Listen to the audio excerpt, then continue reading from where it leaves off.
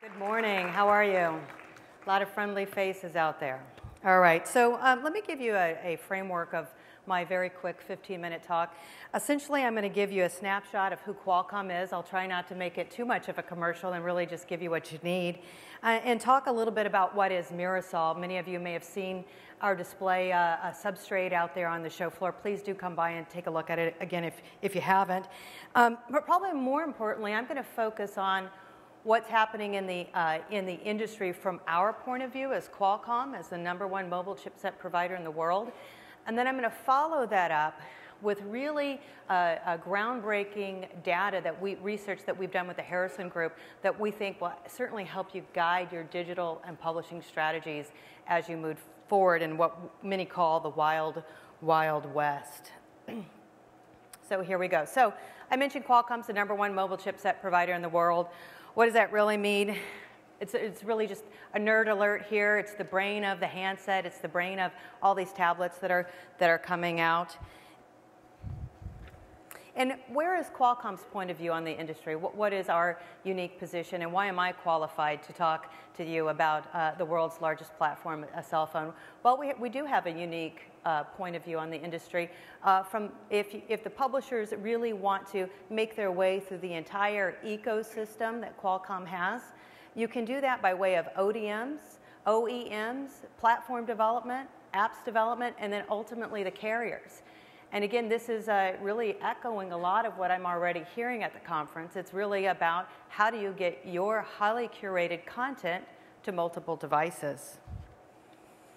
So my day job at Qualcomm is really the head of publisher relations for Qualcomm, but also to support Mirasol. And I mentioned earlier, we're here exhibiting and showing this device. But how does that fit into the total Qualcomm picture? Well, this is about power. This is a super low power device, great outdoor viewability. It has a touch capability, front lighting for all environments, and it has the same contrast as paper. So if you're a publisher looking for a new avenue to relay your content to, this certainly is a good substrate to take a look at. But where does this fit into the total landscape? Who cares about a component, and why should you care about a component? Well, I'll tell you a little bit about what we see in the marketplace is that there are really two predominant leaders. It's the electrophoretic devices that were on the right, and of course, the wonderful iPad that's on the left. But what's lacking is if those two things were to merge and to converge, what you would get is actually a complete device, a device with excellent power capability, outdoor viewability, as well as many other feature sets, which include really very lightweight devices. And that's something I think consumers are very interested in. We want to carry around something that's not going to burden us ultimately. But what's the real reason that I'm here? Not to push a component necessarily, but really to say that we have two industries that desperately need each other for success. How many tablets out there are going to fail without content? How many magazines don't have a digital content strategy? How many went to CES this year? Okay, quite a few of you. And so ultimately, what we've dubbed that show as Tablet Palooza.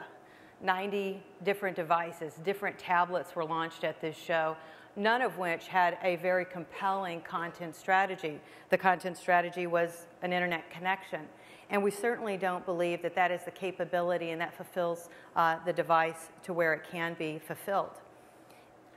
And so what we're seeing with this is a real opportunity, is for publishers to actually be a conduit, to allow the wireless network to be a conduit to all of that highly curated content that exists out there. So on to the data. What are we seeing in the marketplace? I think this echoes a lot of research that's out there, but the net message that I want to send is really that 15 million additional units in the US are going to be here by 2011.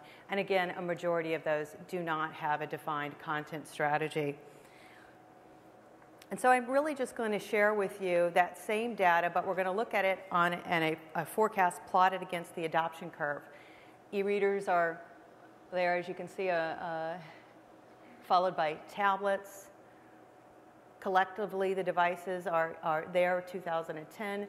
But what we're really starting to see is really a pop. And 200 million tablets and e-readers by 2013. Again, reinforcing there's no defined strategy for a majority of these devices. What does this mean to you? In terms of the research that we've done, as quite a few implications. Number one, reading is up. And despite the fact that revenue may be down, everyone knows that reading is up.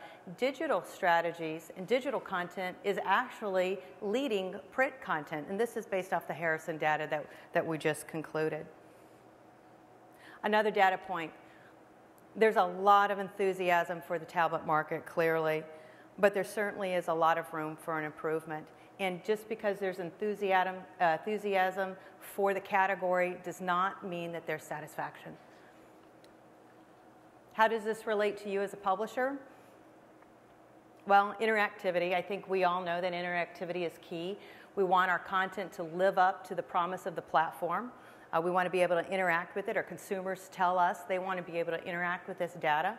They want to jump from different pages.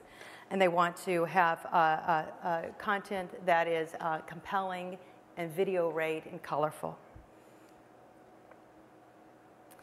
But a key thing here is that according to our survey with the Harrison data, a majority of the publishers have not changed their digital strategies to fulfill this consumer request, 67%. And what's leading this is that advertisers and marketers are going to end up determining what this content is ultimately going to look like. So it's really a call to the industry that certainly reading is certainly not going away in a printed form, but we have to live up to the new format. So why are we here? Why is Qualcomm here, and how can we help? Let me echo again, the largest platform in the world is the mobile handset. It is the #1 world's communication device. Publishers to date have not successfully engaged with the mobile handset market, and we think it's time for that to happen. And you'll see just a cross-section of the different ways of connectivity. I might end this a little early, so we may have time for questions, but let me conclude with 3 things to take away from today. That we certainly are in the very early days of the e-reader market, as my adoption curve slide showed earlier. Consumers are enchanted with the category. They're enchanted with tablets and e-readers, but they're certainly not satisfied. They want more functionality. They want more feature sets. They want outdoor viewability. They want different display options. And these categories of devices will certainly evolve, and a natural segmentation will happen. I've said this before on my second point, content has to live up to the capability of the platform. PDFs are bridge technologies. They are not a solution. And flexibility with content. The consumers are driving the reading revolution ultimately, just as they did with music. They voted with the audience, and I believe the speaker before had said the same exact thing. It really is the number of eyes and the amount of tension, and the money's going to follow. The same thing is here. And we say that the consumer is going to demand that their content not live only on their device, on their handset, but also on their e-reader, on their tablet, and possibly shifting to their TV. And so Qualcomm is investigating media shifting and how to port content to multiple devices. What are the actions? Understand the way the consumer market is moving. Excuse me. Okay, who has a cold? I do. That pretty much guarantees no one will shake my hand afterward, right? Okay, so the consumer market is moving. And publishers need technology relationships. We're here to do that. Understand the evolution of the platform. Publishers are very concerned, of course, with scalability, as well as brand equity and deriving new avenues of revenue. These are all valid. Be open to meeting those needs in a way that has not been met previously before. And I think that's really why we're here, is to really understand experimentation. In this new Wild West that exists, we really need to be open to lots of different ways to get content out there. Okay. And the net is be open to what the consumer wants and let the consumer lead and drive you and listen to what the consumer has to say.